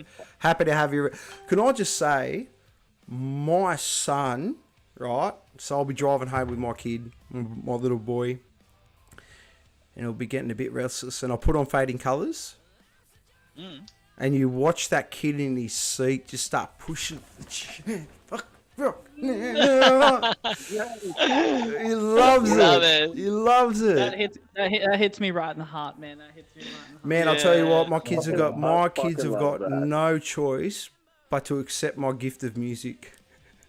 It's a gift. We'll make sure that by the time we come to Sydney, we'll have some shirts and we'll have a bunch of free stuff for him. For Oh being such a man, little he's champion. dude. Yeah. He loves it. He loves it. He just it's.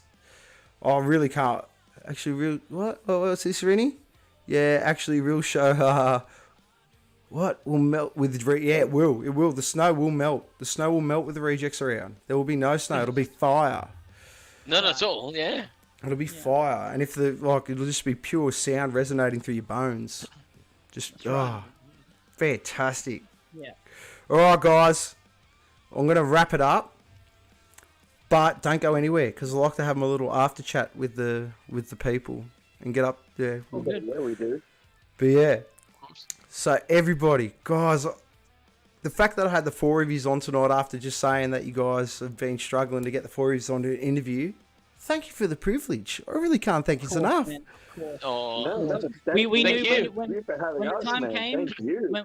when the time came, we were like, it's Beer Buddy. We all have to be available for that. We got to clear our schedules for the night. Yeah. We know we're going to get course. lost in the chat. Everybody just clear your schedules. Let's do it. Man, because when That I was was, mental. because to be completely, like, Wednesday. Sorry. but no, Last go. Wednesday, when you messaged us, we were meant to have a practice, so we couldn't get a room. And I was thinking all day at work, like, oh, we should probably hit up Beer Buddy again, either like before the EP or after the EP drops. That day, you messaged us, and like, it was just meant to be. Yeah. We was already thinking it as well. Because I was even sitting wanna there read. watching it, and I'm like, no one's asked these guys to jump on. I'm getting in. Getting it before we like do. We're doing a bit of a press circuit now, but we always say that like you ask the hard hitting questions, and you are easily our favorite interviewer and our favorite person to talk to. Thank you Don't say that. We guys love you, so man. much, And, man. and I meant what I said at the start of the interview, and I'm going to say it again. Our success is going to be your success, man. We're going to come on the show no matter how big we get, and we're going to be big, and we're going to be here every time you want us on. We're going to be here. That's what I like to hear. You see what I mean? This is what I'm talking about. Faith in your music and no fucking excuses. We are gonna make it big. That's the right. shit that I'm talking Yes. about. Now, before we go, I know you all have been drinking tonight. Tell us what you've been drinking, because it wouldn't be a Beer Buddy stream if you didn't tell me what you were drinking. With the Asahis? I know, Yeah. I know Zachy boy's been on the old mountain goats like your boy over here. Hey, Oh, no, same one. Yeah, Yeah. bro. You're all traitors Drink, because drink. the Rejects brand is Peronis, all right? That's what we drink. Oh, it's true. We're all traitors. Now, I've got my typical Jack Daniels, but because, Easter weekend is rather hectic down here in Logan, Queensland, all the bogans Yeah. decided to stock up for piss, so about all that was left beer-wise was a base gold Great Northern. Oh, Okay. that is Look at that face. That says it all. that will never make an appearance on this show. Like from me, from me anyway. From me. You're all cool to drink it. You're all cool, but from me, no. It's like 4X. 4X will never get a play on here. Yeah, no, we don't need no Milton mangoes. No. Okay. No, not happening. Sensei Tushi says you come to the Central Coast of New South Wales, and a particular child might have to purchase a fake ID and come to see us. Don't Okay, worry about it. Oh, okay, good. we'll get you. Make sure you're on the You know door. what Don't worry about it. you do, Sensei Tushi. You don't shave if you're as young as what I think you are. You don't shave for about 3 weeks. You hit me up. You come with me, and we'll get you in. Okay, That's but it? here's a problem. What if you were like me, you were 26, and this is 3 weeks? Bum fluff. Oh God, I can't help you. Oh, shit. I can't help you. Mate, This is 3. hairless male. This is my 3 chest minutes. hair, mate, at 26, is 3 little wispy pubes blowing in the wind. Oh, you're like my little brother. You're like my little brother, Let's man. hope Tushy isn't that hairless, and they can grow it out and fake it till they make it. All right, man. So, then start now. Start now, you can be a man by 30. You'll be a man by 30. Guys, I really can't thank you enough, man. Seriously, the EP, everyone watching tonight, you guys are absolutely killed it. You've hung around, you've been on the chat. You guys are all champions, absolute champions.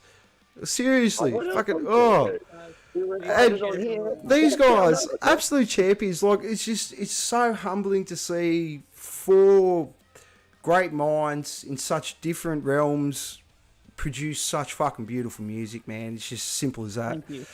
It's just simple. It's as simple as that. It just proves my whole point of rockers. Fuck it, I'm gonna say it. Rockers being the supreme beings of the music scene and being able to work with other musicians and collaborate and throw ideas and really produce what is in a sense art. You guys have fucking really hit the nail on the head. I can't wait for everyone else to fucking hear what you guys have done. Thank you, man. And just Man, a quick thank plug you for your Beer Buddy. kind words. Thank you. Anybody that's following the Rejects that just came on to just hang out with the Rejects and Beer Buddy, please subscribe to this man. Oh, All right, he is man. brilliant. His interviews are fantastic. He asks the hard hitting questions. We love talking to him. He is an honorary Reject and always will be. So if you love us, love him too. Subscribe to his channel, follow him as well as we do. Big plug and big love to you, man. Oh, thank you guys so much, man. And Chief Tane 84 says, I feel your pain, mate. I'm almost 40 and can only grow a goatee. Yeah, I hope this is by what I 40 got. can. Yeah. I hope by 40 I can. That's it. Yeah, well, look, man, facial hair is just one of those things, you know? Doesn't really matter. Yeah. All right, you I might champion. have to steal some of this. Oh, just Good on you.